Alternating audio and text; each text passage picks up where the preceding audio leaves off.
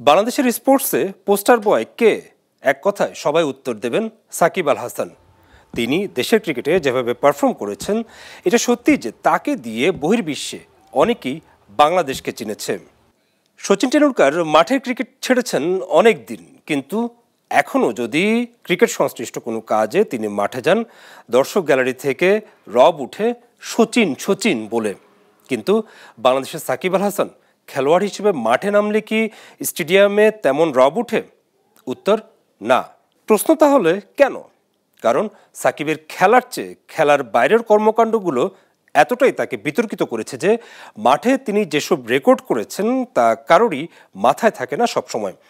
এই যেমন বাংলাদেশের পরিবর্তিত অবস্থায় সাকিবের নামে হত্যা মামলা হয়েছে, কিন্তু জাতীয় দলের হয়ে সাকিব ব্যস্ত এখন পাকিস্তানে টেস্ট সিরিজ খেলতে।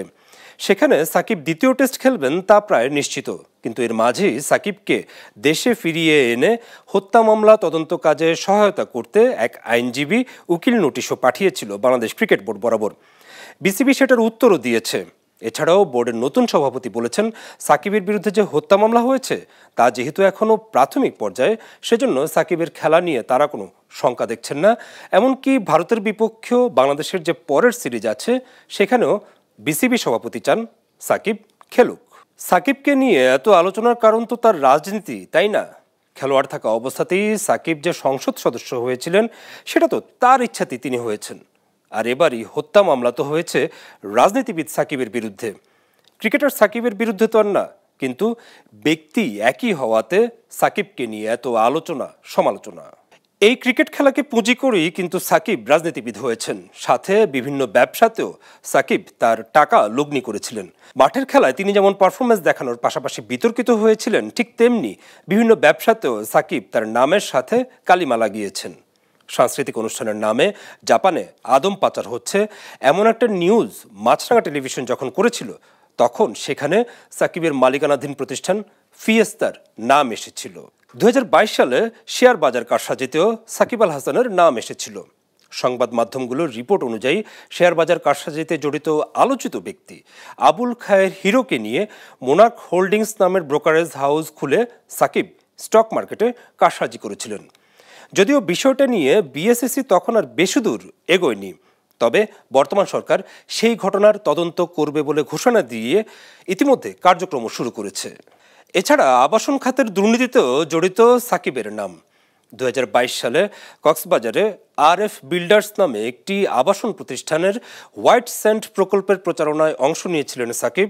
আর সাকিবের এই প্রকল্পে 20,000 বর্গফুটের বাণিজ্যিক এরিয়া বুকিং দেখে অনেকেই টাকা ঢেলেছিলেন এবং পরে হয়েছিলেন নিঃস্ব। এবার বলি আমার অভিজ্ঞতা। সাকিব গত সরকারের আমলে সাংসদ হয়েছিলেন মাগুরা 1 আসন থেকে। সে নির্বাচন কভার করতে আমি গিয়েছিলাম মাছরাঙা টেলিভিশন থেকে। যেটা আমি নিজ চোখে দেখেছি, ক্রিকেটার তকমা দিয়ে সাকিব যেমন এমপি হয়েছিলেন, তিনি কিন্তু সতীর্থ ক্রিকেটারদেরই ব্যবহার করেছিলেন তার নির্বাচনী প্রচারণায়। জেলার আওয়ামী লীগেই সাকিবের এই এমপি হওয়া নিয়ে বিভেদ ছিল, তাই নির্বাচনের দিন সাকিব তার বিরোধী পক্ষ সাইফুজ্জামান শিখরের কোনো প্রতিনিধির সমর্থন পাননি। আর সেই নির্বাচনে ভোটার উপস্থিতি যে কেমন ছিল তার একটা উদাহরণ বলি। সংবাদ মাধ্যমের কেন্দ্রে যাওয়ার খবর পেয়ে এলাকার কিছু ছেলে লাইনে দাঁড়ায়, যারা আসলে ভোটার ছিল না। তাদের সাথে কথা বলে সত্যতা জানতে পারি তখন, কিন্তু সেই সময়টাতে আমরা সেই খবরটা প্রচার করতে পারিনি বিগত সরকারের বাধ্যবাধকতার কারণে। এসব সত্য প্রচার করলে মাছরাঙা টেলিভিশন তখন সরকারের রোষানলে পড়ত। এত কথা বলার কারণ, সাকিব বিষয়ে এখন অনেকেই দুই ভাগে বিভক্ত। সাকিব যে জেনে শুনি রাজনীতিতে এসেছেন তা যেমন সত্য, তেমনি তার এখন হত্যা মামলায় অভিযুক্ত হওয়াটাও আসলে যুক্তিযুক্ত। কারণ এই সাকিব তার ক্রিকেটার ইমেজ ব্যবহার করেই নানা জায়গায় সুবিধা নিয়েছেন, আর এখন তিনি সেই সুবিধাটা নিতে চাচ্ছেন তার ভক্তদের মাধ্যমে। সাকিব দেশের ক্রিকেটকে অনেক কিছু দিলেও এই ক্রিকেট খেলা অবস্থাতেই বেইমানিও করেছেন বাজিকরের সাথে তার হোয়াটসঅ্যাপ কথোপকথন মুছে ফেলে। 2019 সালে সেই ঘটনায় 2 বছরের নিষেধাজ্ঞা পেয়েছিলেন সাকিব। তারপরও ক্রিকেটার ইমেজ ব্যবহার করে নানা সুবিধা ঠিকই নিয়েছেন পোস্টার বয় সাকিব আল হাসান।